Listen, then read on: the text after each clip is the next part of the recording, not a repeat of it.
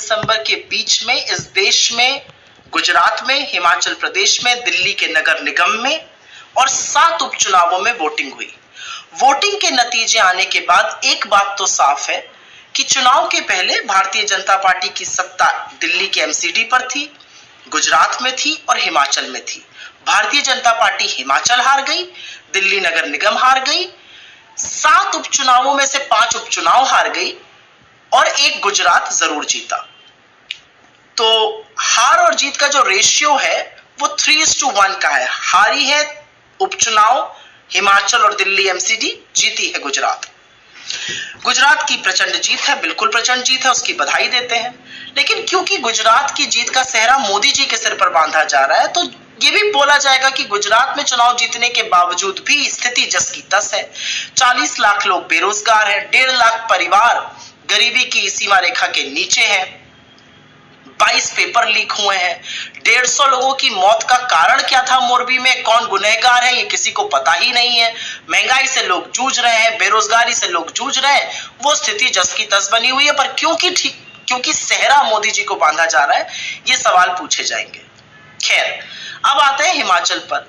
देवभूमि की देवतुल्य जनता ने हमको अपना आशीर्वाद दिया है, 40 सीटों से बढ़िया बहुमत हासिल किया है।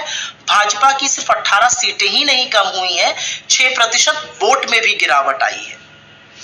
हमने तो खैर चुनाव मूल मुद्दों पर लड़ा था, चाहे वो पुरानी पेंशन स्कीम हो, अग्निवीर की खिलाफत हो, सेब बागानों की बात हो और बेरोजगारी से जूझते लोगों को राहत देने की बात हो।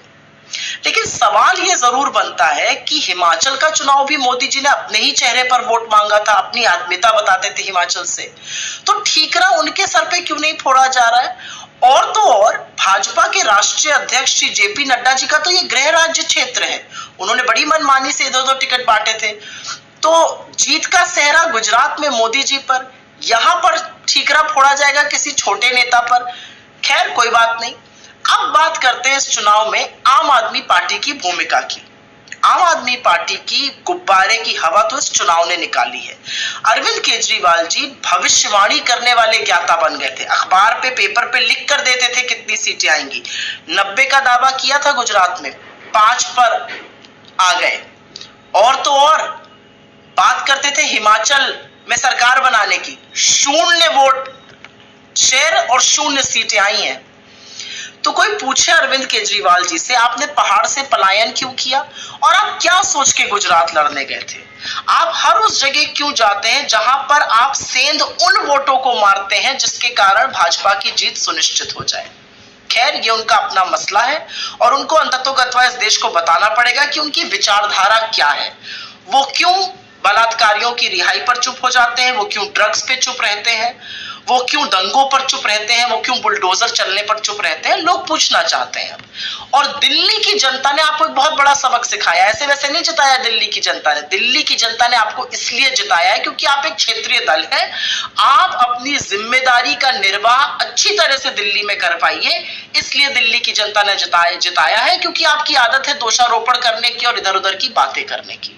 खैर, जो उपचुनाव हुए उसमें से 2 को छोड़कर 5 उपचुनाव भारतीय जनता पार्टी हार गई।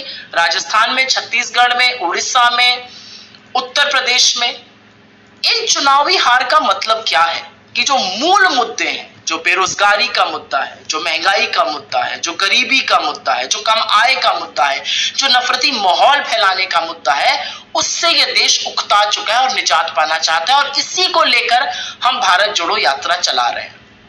तो मुझे तो उपचुनावों के परिणाम में बहुत शुभ संकेत नजर आता है।